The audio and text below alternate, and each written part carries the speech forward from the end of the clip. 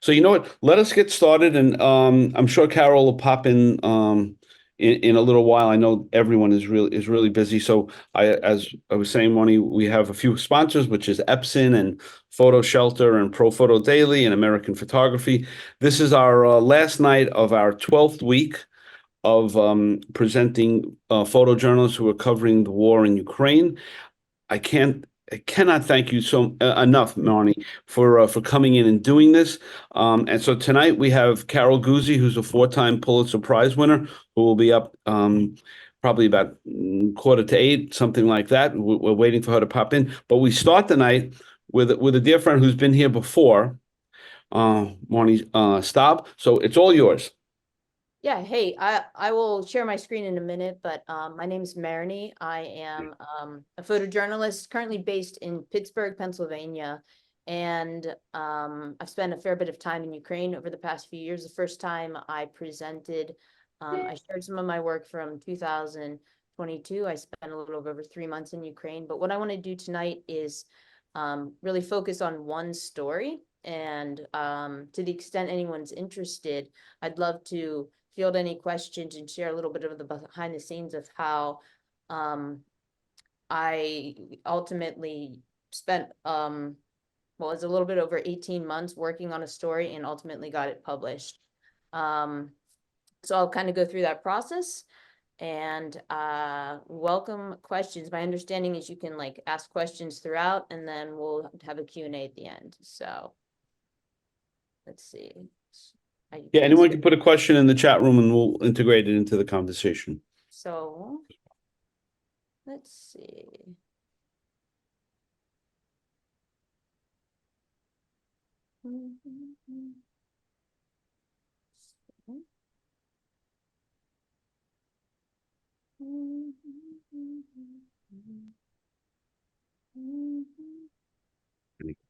I think I need to minimize you guys. Just so, just so. Say that again. The first thing is to take those two pieces to the farm. I looked around the screen. All right, so this story is it ultimately was entitled Lifting Ukraine, and it's the story of Anna Kirkarina. She was once called the world's strongest woman, and it's about her efforts amidst war to ensure that not only the strong survive.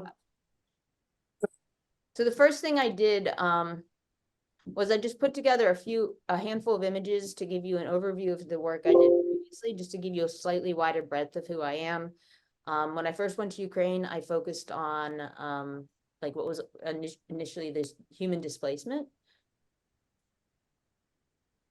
as we were seeing an exodus of millions and millions of people going across the borders. So I spent most of my first year in Moldova on the border, and then much of it in southern Ukraine.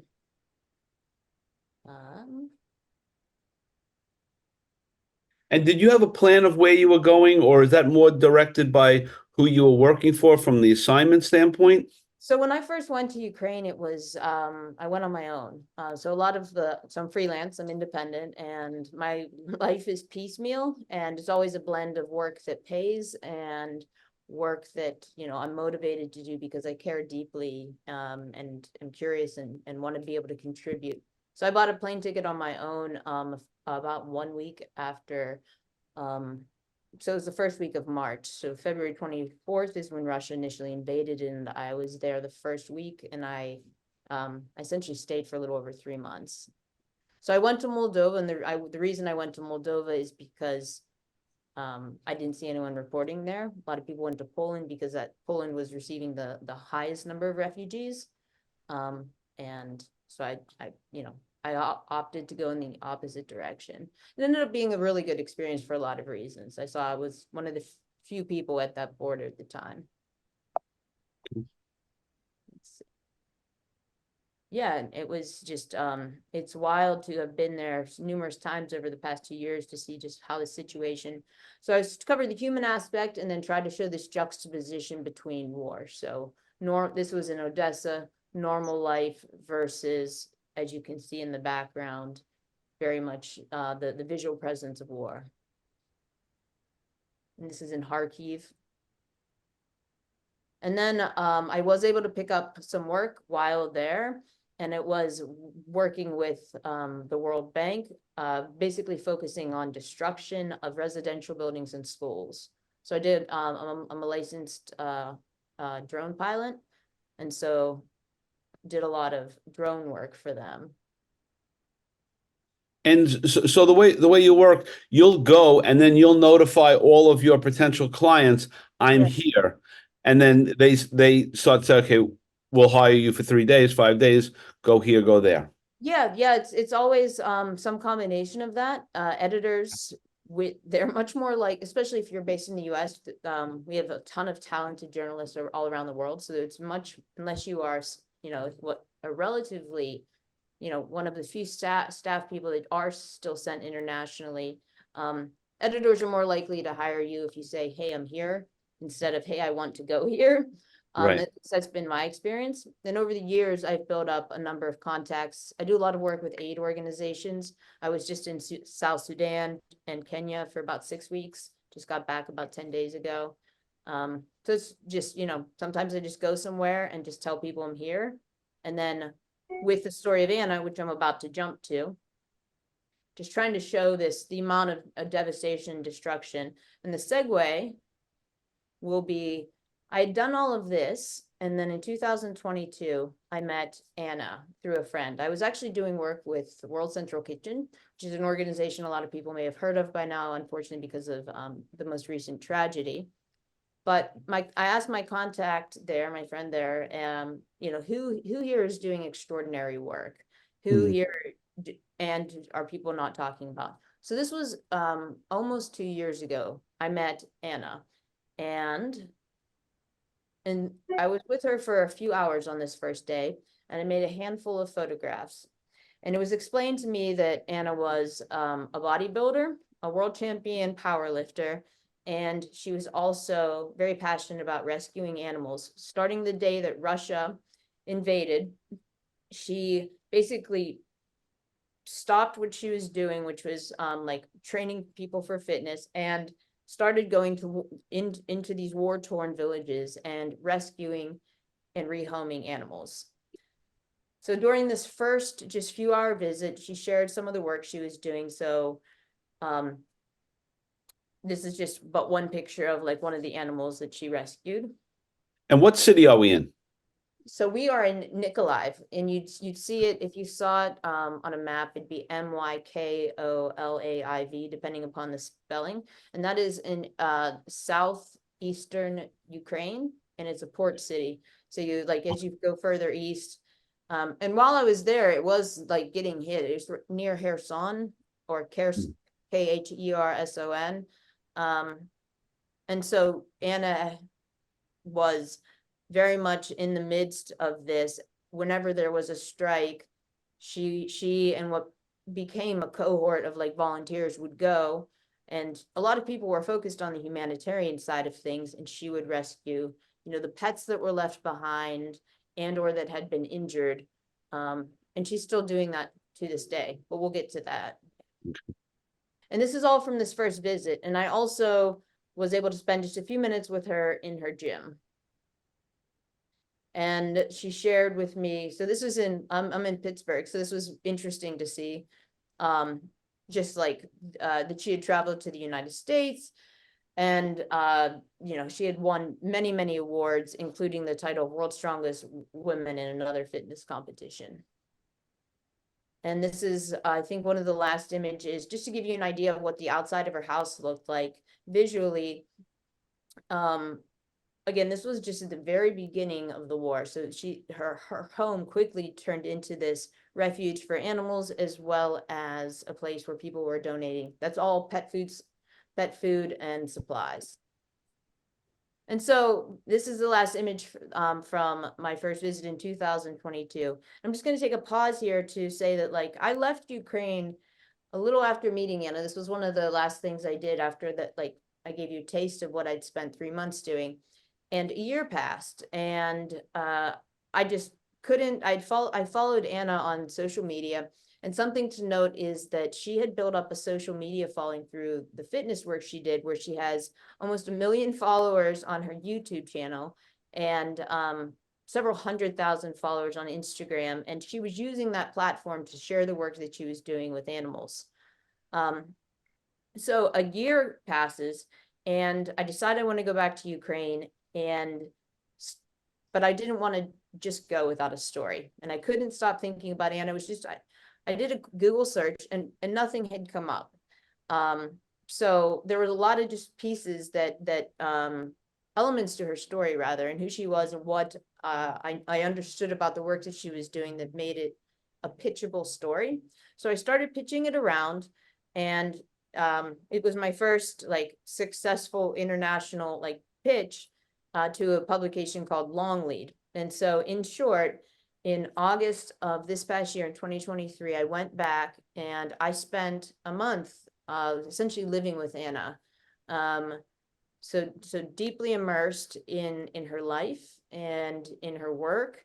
And I was there for like what I like to think of as like the big obvious moments, as well as kind of like the quiet in between moments. Mm. And I'm just going to run through a series of this next series of photographs are all from this this past August, where it was actually a little more than a month, where I was able to better understand who she was and the work that she was doing. And all that product that we saw outside her house, that's when the word got out of who she was, and now all these donations of pet food were coming? Yeah, so she was and is very good. And I'll share some of like her links at the end. Just because Good. it really is extraordinary, just the many different things that she's done well, in her specific effort.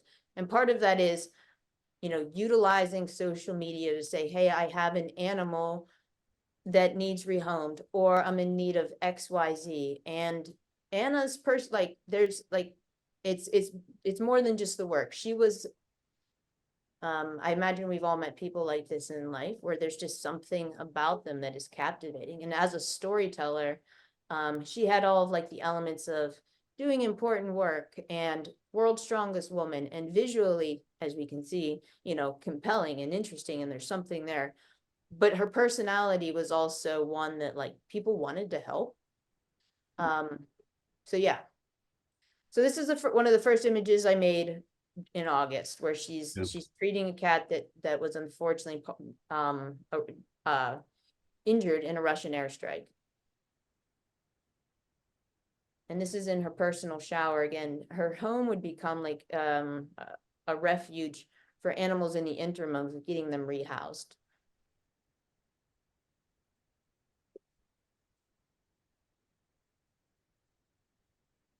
So as you might imagine, there was a lot of pretty tough scenes, obviously with people.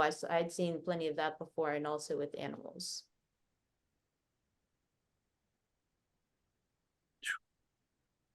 But there's plenty of, it was also like a very beautiful thing where she was able to get plenty of animals into, this is at like a horse farm that had been repurposed into an animal refuge, an animal sanctuary, where Anna had become friends with this person and went and took basically mainly dogs because they needed more space. And for you to make this connection, and now you're shooting, animals, and you're getting ingratiated into this woman's world, but different from what you've normally covered. How is that for you? I love this kind of work. For me, like so I do a lot of conflict. I do a lot of breaking news. I was on the streets covering protests. I'm down at University of Pittsburgh.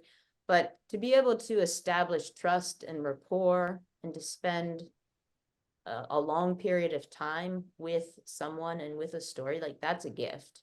The animal aspect of it was completely new to me, because I mean, I like animals, but I'm like, most of the work I do is about people. Right. And social issues. But this had like the best of both worlds in a way. But like long form journalism is, I probably don't need to tell anybody here that like there's often not, we don't prioritize it. And by that, I mean, there's often not a budget for it. between that and just, honestly, people's attention spans. Like, we've just seen this change, at least I've even seen it in my lifetime. But like this to me is, this is one way to potentially offer something more, something different than so much of the, like, I guess something more substantive, something more substantive. That's my intention. Don't know if we achieved it, but, Right. this was she also hosted a huge adoption event. Ah, And some of these just give you an idea of like of her daily life and just like what it looks like with animals. So like this is her kitchen, for example. These are all her animals and or ones that are in the process of being adopted out. And so her life, like daily life, would be taking care of these animals, and then some mornings she would be in the gym, and then every day was some combination of animal rescue. And then what we're going to get to next is I quickly learned about different elements of her life that I hadn't known about on that first visit. and certainly she is a very successful weightlifter. I mean, that house, we haven't seen any apartment in, 50 segments of journalists there seen anything like, her kitchen. I mean, Yeah, so I mean, I will also say that, like, part of my hope was presenting today was just to kind of show a different vantage, mm, because were and are plenty of people in Ukraine. Like, this is not unusual from what I saw. I mean, I saw plenty of destruction, as I kind of gave you an idea of, but but yes, she's a successful, but this is not crazy. right. So, and in the same breath, there is war within an hour or 2 hour drive, and her daily life is still very much immersed in, yeah, in trying to help alleviate the suffering that is happening not far away. So it is a bit of a juxtaposition. Yeah, yeah. So she teaches group fitness classes. And this is important just because it's another element, but also to show, like, a lot of these women are also her volunteers. So it became something where, like, I see these people show up in other aspects of volunteerism and other aspects of her life. And she would also train. So people often, like, I tend to be pretty high energy, or like, I'm also an athlete. And the reason I say that is I had a hard time keeping up with Anna, because it would be training in the morning and then all day. So something else that she does is she trained people with muscular dystrophy. So in addition to training women and herself, she was also a humanitarian in a lot of ways. So she did stuff locally within her own town. And these are people that she met through her work in doing outreach since the war started. So this is another gentleman, a young man with MS. Or they had different conditions. I don't want to. And did you get, I mean, because I mean, now, hearing all the wonderful things she's doing, you get the feeling you're in the company of somebody truly special. I mean, Right. I mean, she's doing really fabulous work. I mean, important work with everyone. I mean, that's got to be sort of a rewarding experience for you to get that close to someone. I mean, it was, I mean, I'm still in contact with her, and I tell her, I mean, I missed that time. And what it is, in addition to the actual work that she's doing, we all know people that do good work or important work, Mm, but without like any exaggeration or any like hyperbole, she did it both effortlessly and with a kind of joy that I don't really experience very much. There was mm, never any frustration or resentment. It's almost like she never said this, but it was as if I was observing someone who was doing what they were, meant to be doing. mm. But what I'm like, so this is in her gym lobby, and then her worlds would collide rather. So it was like fitness was a huge part of her world, and then this woman came to her gym. People would come find Anna if they had a problem. They would come find her, and then we ended up going this day right from the gym to this apartment building where this woman, you know, she had 20 some cats in her apartment. And so that day turned into us, you know, at least a few hours going back and bringing a bunch of food and her helping this particular woman, just to give you an idea of like how her life worked. Yeah. But in addition, like this part is just straight humanitarian aid. Like some of you may have heard about the Kakova Dam, that there was a huge dam bust early last summer. And then news coverage of it stopped. But all of these people in this part of Ukraine, that entire building behind it is absolutely destroyed inside. These it's covered in mold. And these women they're all pensioners. And something else that I found that a lot of people don't talk about or is not reported widely is like the Ukrainian government has not done a very good job in keeping up with like paying pensions. And so a lot of the elderly are just they're in a very difficult spot. So Anna would be going to these certain villages and delivering humanitarian aid. And this is in one of those buildings. This woman's explaining just like her situation, specifically the mold. And then this next picture, if you see that water line above the door, that's how high the water got in this particular building during that dam. Just to give you an idea of like, I mean, there's so much when you think about war. So much of it is just like the very obvious and the very acute, which is all very real and very horrific. But then you have these like the aftermath and these lasting effects that, you know, people are very much suffering to this day from things that happened, 2 years ago. just more humanitarian work. And then her evenings, you know, that like Anna was someone that, or is someone that like everyone wanted to be around. So at the end of the day, when, you know, most of us are exhausted, she'd be playing soccer with the kids in the street.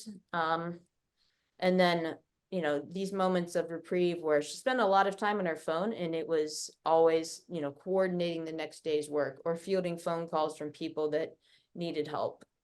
How old is she? It's a good, okay, so I was there for, and you'll see in just a minute, I was there for her birthday and she turned 56. Okay. Yes. Okay. And then like, these are the kind of pictures that like you get, this was like 11 p.m. at night, which was, I mean, I took thousands of pictures, but like, it's just the quiet moments of like someone who is like a very much a superhero during the day, just like a quiet moment with, out of all the animals that you've seen, she only two are hers, Jack and Rudia, the two dogs here, and they're both war rescues. And so also just like Anna at a beauty salon, getting a little self-care. And then I was there for her birthday, which was like towards the very end of my my time there, where was there to just, you know, just another intimate part of her life. And even I love the dog in this picture just because like it's just such a like even like just animals are part of every aspect of her life. And then like and I'm want to address like something like this where Anna's like gender fluidity. I was here at a friend's summer home and was able to make pictures like this, where I learned that like this is what Anna's comfort level is. Right. And then this is one of, I have a few more images, but this is her driver, and this is downtown Nikolaev, and this building in the background was hit about a year and a half ago. It was a government building, killed, I believe, 18 people.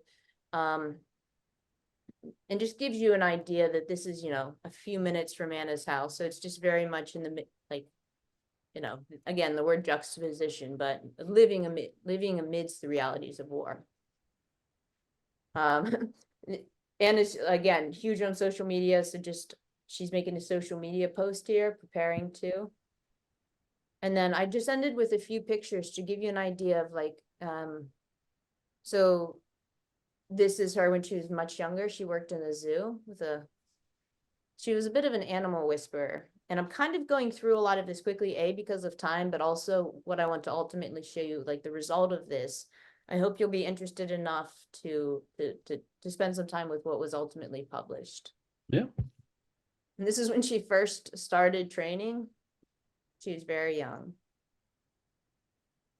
And then this is a final image. So, again, like I had mentioned, I went there and I spent about a month, and then between September and January, so long lead is the publication that this was ultimately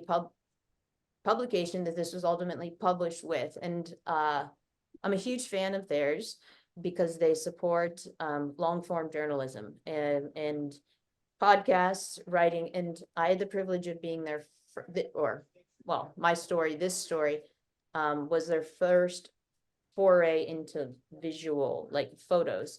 So hopefully this video plays. It's just a quick video of what was ultimately published, which is a multimedia piece. So I did the pictures, the video, and the writing for this piece. So the way they did this, I absolutely love. Like, it's multi-layered, it's integrated.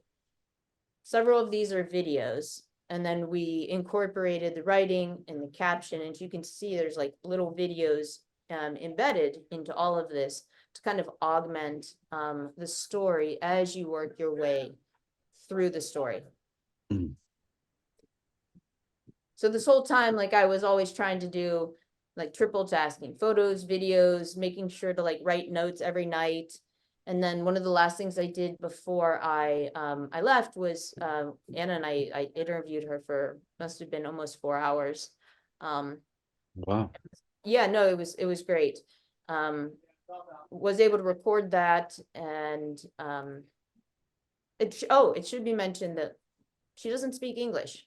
So almost all of my communication with her, which is a whole nother aspect of this, was via Google Translator, or when my friend Julie, the World Central Kitchen Connection, was around, she would translate for us. But so much of it was via Google Translator. So that was a neat thing to establish, both how much you can communicate without a shared language, and then also just the role that something like the app on our phone can play. How long is the video? I didn't, there's not just a video, like those are all like video vignettes, if that makes sense. Oh, like, okay. Yeah, video yeah. clips. Yeah, I did dabble with, and I certainly have the photos and the videos and like the audio track to make a video, like to make something separate. I just haven't done that yet. Okay. So in addition to that, there's also an interview that we did. That's me and Anna. Don't do many selfies, but that was a, proof I was there to me sort of thing. And then pretty exciting. Oh, the Webby Awards, great. Yeah, last week we learned, truth is I had to Google what a Webby was. But turns out like it's, yeah, we were honored just like last week with 2 Webby Awards for best use of photography in 2024. The jury's choice, or the People's Choice Award, as well as the jury selection, which was, pretty neat. And again, similar to talking with all of you tonight, it's just another way to share Anna's story. And yeah. Wow, that's great. Yeah. Great. Yeah. This is the last slide. I can leave this up or share it with Frank or copy and paste. But if you're interested, like that's Anna's information up top. And then that's some of my information down below. So Yeah, and if you could put that all into the chat room, that would be great. So Alright. so everyone has that and want to find this. So is there a printed book coming? What else, what else are you planning to do? Are you going back to Siena? Where do you go next? In regards to Ukraine or Ukraine and the Anna story, all of that. So I mean, I will return to Ukraine. I haven't yet made plans. Like I said, I just got back. Just had this conversation with someone yesterday. Like, I don't know if anyone on the call right now is in the freelance is like, it's a piecemeal existence. So, basically I'm saving up to go back to Ukraine. And then, when I go back, I will revisit, like, I'll go visit Anna just because I would like to see her again. But I'm not, sure what the next chapter of her story is. I do know, and to this day, like, she's very much doing the work. It's hard to, and I included a lot of in the story, and I guess I should also just include a direct link to the story. Like, I didn't really talk much because it's just better to read her words exactly, but like, I included a lot of her quotes and did as much as I could to let her personality come through. And the reason I guess I say that now is, like, she's somebody that won't stop until Ukraine is, and you know, these are until Ukraine wins is what she would say. And that's very emblematic of almost everyone I met. Like, we've all heard, I think, a fair bit about like the Ukrainian spirit, and that it's not at all cliche. Like, in the sense that, like, I felt that with people. And so it's a very long-winded say of, I don't have plans. Anna is still is still doing her work. But I'd like to go back in 2024. So yes. Yeah. And it looks like, unfortunately, it's going to be continuing. So Yeah, it's and then, I mean, I'll just say, it's like a foreign journalist, and that's part of the reason why Anna's story, like, I was and am grateful to be able to focus on like one story, because there's plenty of people doing very, very good work in Ukraine, especially Ukrainian journalists. And so it's finding out one of, like, how I think is like, how can I contribute to what's, either Right. basically, because I mean, that's kind of what motivates me. What can I potentially offer that, someone else isn't already doing better? So, And so, covering a story like this, does this change you, or does it motivate you more to do more of these personal type stories? I'm sure in the near future, the war activity is going to heat up again. So, what does it do for you moving forward from a career standpoint? Will you focus more on these human interest stories? Will you go back to the coverage that maybe your contacts, where you may get paid for, are more interested in what's going on at the front? I mean, how do you navigate that for yourself? well, so like, much of the work that I did in grad school, and that I was initially, like, recognized, like, that's always what I always have, at least one of those quote projects going on, because that's where my heart is. And the way I think about it is, you have these big stories, whether it be a war or even like the protests going on, and you have all this very important coverage happening. But if you can focus in on like one individual, or just like hyper focus, and then do something a bit more long form, it just provides just a completely different vantage. And then you can kind of back out and also talk about the wider issues happening. So yes and yes. It's a little bit of both, because they're both important for different reasons. I just find one, I'm just more motivated to do, and just find the one more interesting. But then, just to come full circle, it's often like, I have several things that I've been pursuing. I have one story that I've been working on for 7 years, just like this long, like very long form story. No one's paying me to do that. It's just A something. passion. Well, yeah, I care. So it's always like, even if I show up at the protests, I'm like, is there a compelling person that, if I was able to establish trust or rapport, could they tell us something more via their story? And how do you know that? How do you know that you've come upon a situation, a person, a circumstance that this may be a golden nugget of a story? I mean, and I don't know. I mean, at the end you do, but like, as you start that, for somebody who's looking at, from a career standpoint, when do you know this has legs? This is really, there's guts to this. Well, how do you know? I don't think it, mm, so, to say it's part instinct isn't necessarily helpful, but it is, and I think I mentioned, or I just said, like, we've all met people who there's just something about them. But Yeah. then beyond that, it's also like, what will this actually look like? That's the other thing. Versus like the example that was given to me in grad school is like you meet this incredible like World War II veteran who has this amazing backstory, but now he spends all day sitting in an armchair. Like that doesn't have a lot of visual potential.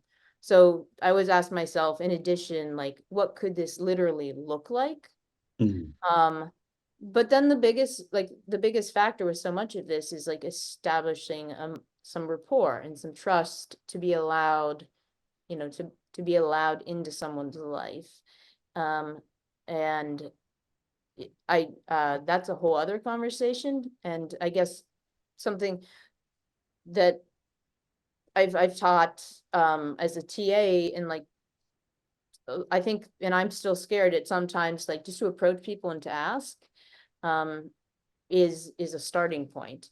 So like Mm. there's a lot that goes into that, just like being a good human and showing up and just, doing the things that show that you genuinely care, but then, not being fearful of being, because the worst case scenario is they do say no. And like in my experience, that people are either very interested in telling their story or it's the complete opposite. But you don't know unless you try. And do you take, like, going into this, you heard about Anna, great volunteer working with animals. Does that start to just percolate in your head? Okay, there's a possibility there's going to be some wonderful imagery connected to these animals and the weightlifting aspect, all of that. I mean, yeah, to me, it was almost like this gift of Uh, between like, so if, again, I don't know who's in the room, but like if you think about writing a pitch to an editor, like when you can say things like world's strongest woman and you're in the midst of war and she has like cute cats and dogs and she's visually like what's going on with this person. It was just all of these different elements that, and to me it was, I did like, the other thing is I'm a big nerd. In general, I love research, but then when I tried to do research into her, no one had done anything. I could not find anything on her besides her own social media accounts.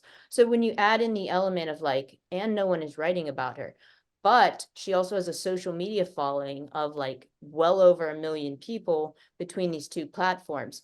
So it's from a, always trying to think of like from an editor's perspective mhm. as well. Um, I thought it had potential.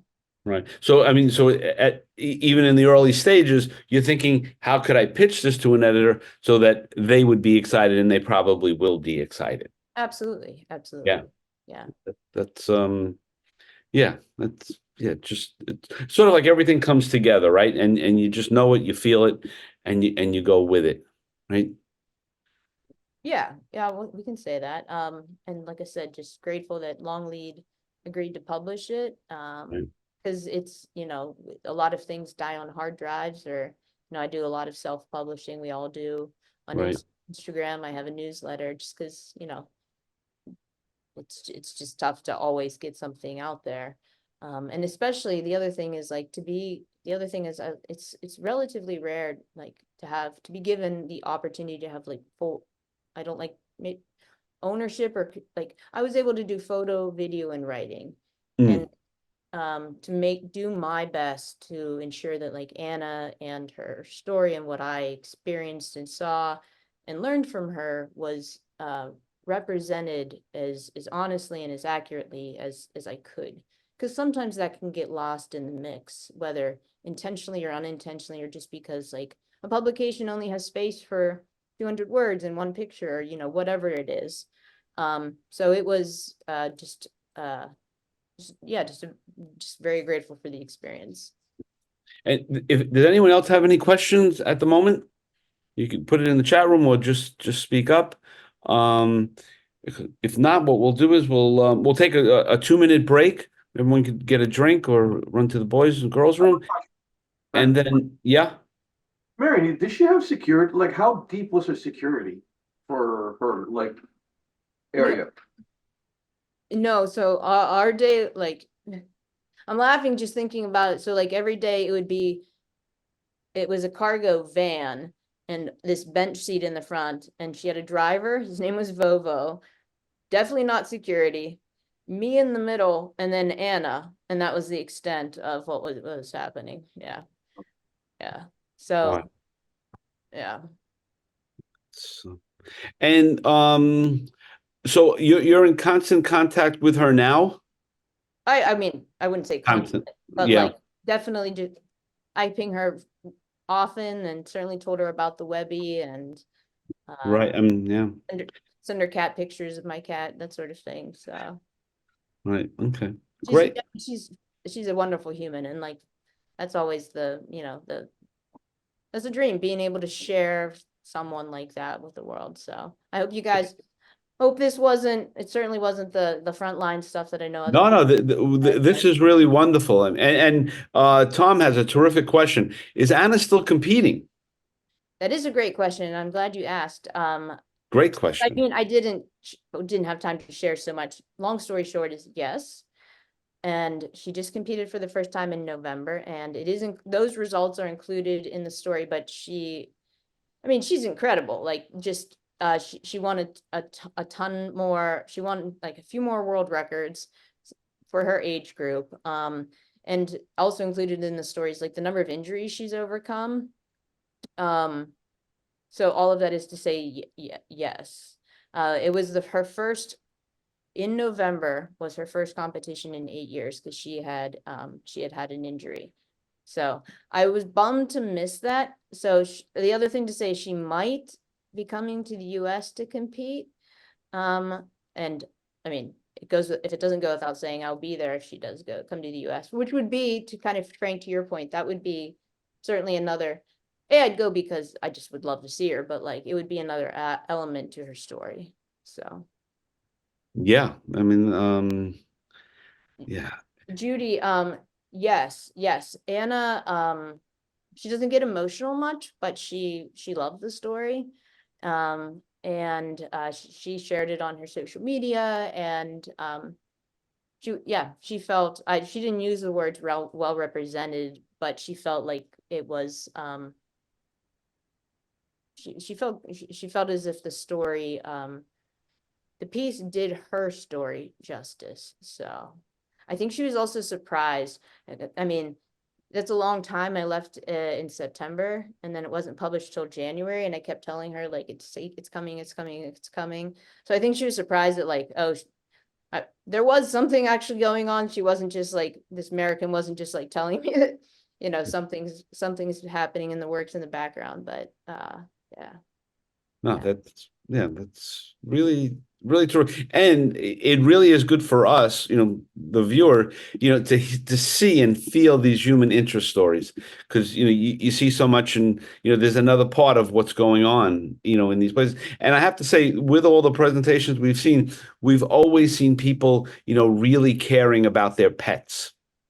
So it's almost not surprising that there's this angel out there taking care of the pets that people couldn't, or had to leave behind, or all of that. So it's really a gift that you were able to share with us.